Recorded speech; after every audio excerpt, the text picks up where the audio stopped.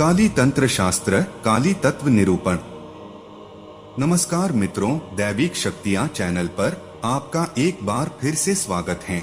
हमारे चैनल से जुड़े रहने के लिए आप सभी का बहुत बहुत धन्यवाद। मित्रों, काली तंत्र शास्त्र का हमारा यह प्रथम वीडियो है। इस वीडियो में हम आपको तंत्र सीखने से पहले ध्यान रखने योग्य विशेष बातें और देवी काली के रहस्य भेद को बताने वाले हैं। अगर आप भी तंत्र की शुरुआत करना चाहते हैं या फिर देवी काली के रहस्य को जानना चाहते हैं तो इस वीडियो को अंत तक जरूर देखें। यह वीडियो सभी साधकों के लिए बहुत ही खास होने वाला है। मित्रों, भगवती काली, काली शब्द का अर्थ होता है काल की पत्नी, और काल शिवजी का नाम है, इसलिए शिव पत्नी को ही काली की संज्ञा से अभिहित किया गया है। इन्हें आद्या काली भी कहते हैं।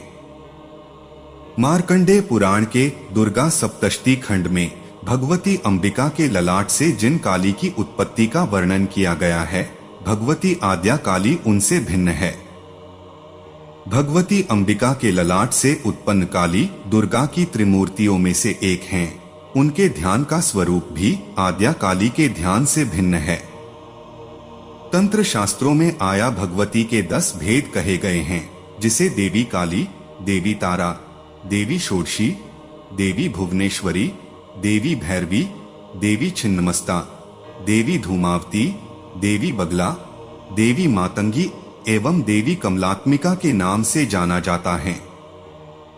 इन्हें सम्मिलित रूप में दशमहाविद्या के नाम से भी जाना जाता है। इनमें भगवती काली मुख्य हैं। भगवती काली के रूप भेद असंख्य हैं। तत्वतः सभी देवियां, योगिनियां आदि भगवती की ही प्रतिरूपा हैं। तथापि इनके 8 भेद मुख्य माने जाते हैं। ये 8 भेद, जिन्हें चिंतामणि काली, स्पर्शमणि काली, संततिप्रदा काली, सिद्धि काली, दक्षिणा काली, कामकला काली, हंस काली एवं गुह्य काली के नाम से जाना जाता है। काली क्रम दीक्षा में भगवती काली के इन्हीं 8 भेदों के मंत्र दिए जाते हैं। इनके अतिरिक्त भद्रकाली, श्मशान काली तथा महाकाली, ये 3 भेद भी विशेष प्रसिद्ध हैं तथा इनकी उपासना भी विशेष रूप से की जाती है। दशमहाविद्याओं के मंत्र जप, ध्यान, पूजन तथा प्रयोग की विधियां, कवच, स्तोत्र, सहस्रनाम आदि पृथक पृथक हैं। अतः इन सभी देवियों के संबंध में हमने पृथक पृथक ग्रंथों का संकलन किया है। भगवती कालिका के स्वरूपों में दक्षिणा काली मुख्य हैं। इन्हें दक्षिण कालिका तथा दक्षिणा कालिका आदि नामों से भी संबोधित किया जाता है। काली उपासकों में सर्वाधिक लोकप्रिय भी भगवती दक्षिणा काली ही हैं। इसलिए प्रस्तुत ग्रंथ में उन्हीं के विविध मंत्रों की साधन विधियों का विस्तृत उल्लेख किया गया है। गुह्य काली, भद्रकाली, श्मशान काली तथा महाकाली, ये चारों स्वरूप भी प्रकारांतर से भगवती दक्षिणा कालिका के ही हैं तथा इनके मंत्रों का जप, न्यास, पूजन, ध्यान आदि भी प्रायः भगवती दक्षिणा काली की भांति ही किया जाता है। अतः इन चारों के मंत्र तथा ध्यान आदि के भेदों को भी इस संकलन समाविष्ट कर लिया गया है। भगवती काली को अनादि रूपा, आद्या विद्या, ब्रह्मस्वरूपिणी तथा केवल्य दात्री माना गया है। अन्य महाविद्याएं मोक्षदात्री कही गई हैं। 10 महाविद्याओं में भगवती षोडशी, जिन्हें त्रिपुर सुंदरी भी कहा जाता है, तथा भुवनेश्वरी और देवी छिन्नमस्ता रजोगुण प्रधाना एवं सत्वगुणात्मिका हैं। अतः ये गौण रूप से मुक्तिदात्री हैं। धूमावती, भैरवी, बगला, मातंगी तथा कमलात्मिका, ये सब देवियां तमोगुण प्रधाना हैं। अतः इनकी उपासना मुख्यतः षटकर्मों में ही की जाती है। शास्त्रों के अनुसार देखा जाए तो ये पंचशून्य स्थिता तारा सर्वांते कालिका स्थिता, अर्थात 5 तत्वों तक सत्वगुणात्मिका भगवती तारा की स्थिति है तथा सबके अंत में भगवती काली स्थित है, अर्थात भगवती काली आद्याशक्ति चित्त शक्ति के रूप में विद्यमान रहती हैं। अस्तु वह अनित्य, अनादि, अनंत एवं सबकी स्वामिनी है। वेद में भद्रकाली के रूप में इन्हीं की स्तुति की गई है, जैसा कि बारंबार कहा गया है कि भगवती काली अजन्मा तथा निराकार है। इसलिए भावुक भक्तजन अपनी भावनाओं तथा देवी के गुण कार्यों के अनुरूप उनके काल्पनिक साकार रूप की उपासना करते हैं। भगवती चूंकि अपने भक्तों पर स्नेह रखती हैं, उनका कल्याण करती हैं तथा उन्हें युक्ति मुक्ति प्रदान करती हैं, अतः वे उनके हृदयाकाश में अभिलषित रूप में सरकार भी हो जाती है। इस प्रकार निराकार होते हुए भी वे साकार हैं, अदृश्य होते हुए भी दृश्यमान हैं। दक्षिणा काली भगवती का नाम क्यों है अथवा दक्षिणा काली शब्द का भावार्थन क्या है, आइए समझते हैं। मित्रों, इस संबंध में शास्त्रों ने विभिन्न मत प्रस्तुत किए हैं, जिसे हम आपको संक्षेप में बताते हैं। निर्वाण तंत्र के अनुसार दक्षिण दिशा में रहने वाला सूर्य देव का पुत्र यम काली का नाम सुनते ही भयभीत होकर दूर भाग जाता है, अर्थात वह काली उपासकों को नरक में नहीं ले जा सकता। इसी कारण भगवती को दक्षिणा काली कहते हैं। अन्य मतानुसार जिस प्रकार किसी धार्मिक कर्म की समाप्ति पर दक्षिणा फल की सिद्धि देने वाली होती है, उसी प्रकार भगवती काली भी सभी कर्म फलों की सिद्धि प्रदान करती है। इस कारण उनका नाम दक्षिणा काली है। देवी वर देने में अत्यंत चतुर हैं, इसलिए उन्हें दक्षिणा कहा जाता है। सर्वप्रथम दक्षिणामूर्ति भैरव ने इनकी आराधना की थी, इसलिए भी भगवती को दक्षिणा काली कहते हैं। पुरुष को दक्षिण तथा शक्ति को वामा कहते हैं। वही वामा दक्षिण पर विजय प्राप्त कर महामोक्ष प्रदायिनी बनी, इसी कारण तीनों लोकों में उन्हें दक्षिणा कहा गया है। भगवती के स्वरूप आदि का भावार्थ। भगवती काली के स्वरूप आदि से संबंधित शब्दों का भावार्थ जाने बिना अर्थ का अनर्थ हो जाता है, इसलिए यहाँ कुछ प्रमुख शब्दों के भावार्थ बता रहे हैं। महानिर्वाण तंत्र के अनुसार जिस प्रकार श्वेत पीत आदि सभी रंग काले रंग में समाहित हो जाते हैं, उसी प्रकार सब जीवों का लय काली में ही होता है।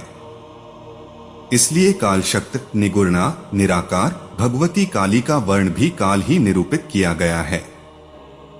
कुछ तंत्रों में भगवती का वर्ण काला तथा लाल दोनों ही बताए गए हैं, परंतु साथ ही यह भी स्पष्ट कर दिया गया है कि भगवती दक्षिणा काली का रंग काला तथा भगवती त्रिपुर सुंदरी अर्थात तारा का रंग लाल है। इसलिए भगवती के दक्षिण काली अथवा भद्रकाली, गुह्यकाली, श्मशान काली तथा महाकाली आदि रूपों के उपासक भक्तों को देवी के श्यामवर्ण अर्थात काले रंग के शरीर की ही भावना करनी चाहिए।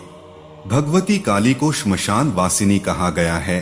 श्मशान का लौकिक अर्थ है जहाँ मृत प्राणियों के शरीर जलाए जाते हों, परंतु देवी के निवास स्थल के संबंध में श्मशान शब्द का यह अर्थ लागू नहीं होता है। पंच महाभूतों का चिद्ब्रह्म में लय होता है, जबकि भगवती आद्याकाली ही चिदुब्रह्म स्वरूपा है। इसलिए जिस स्थान पर पंच महाभूत लय हो वही श्मशान है और वही भगवती का निवास है, यह समझना चाहिए।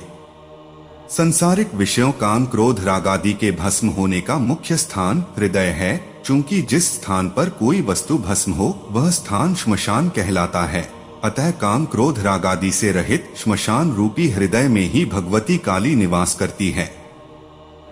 इसलिए भक्तजनों को चाहिए कि वे अपने हृदय में भगवती काली को स्थापित करने हेतु उसे श्मशान बना लें, अर्थात सांसारिक राग द्वेषादि से पूर्णतः रहित कर लें।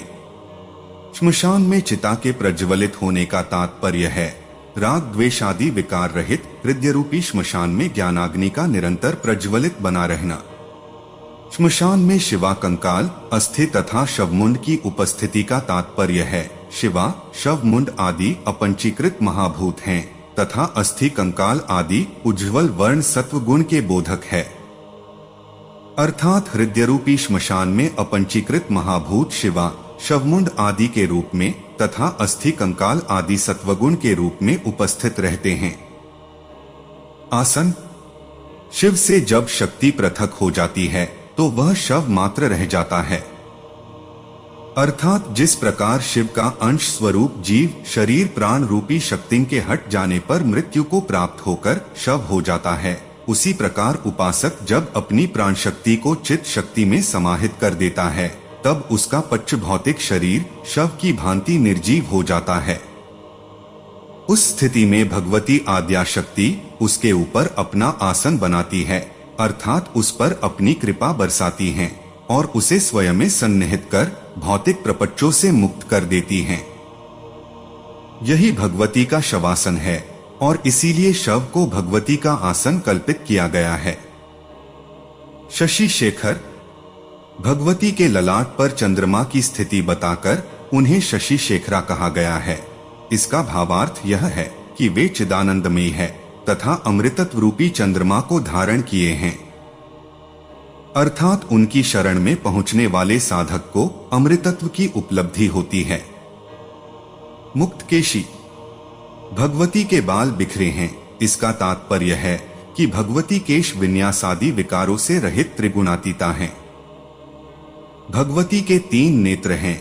यह कहने का आशय है कि सूर्य, चंद्र तथा अग्नि ये तीनों ही भगवती के नेत्र रूप हैं। दूसरे शब्दों में लोगों को तीनों कालों को देख पाने में सक्षम हैं। महाघोरा, भगवती उच्च स्वर वाली है। इसका भावार्थ है कि भगवती का नाम सुनते ही पाप समूह उसी प्रकार पलायन कर जाते हैं जिस प्रकार सिंह की दहाड़ सुनकर वन के पशु दूर भाग जाते हैं।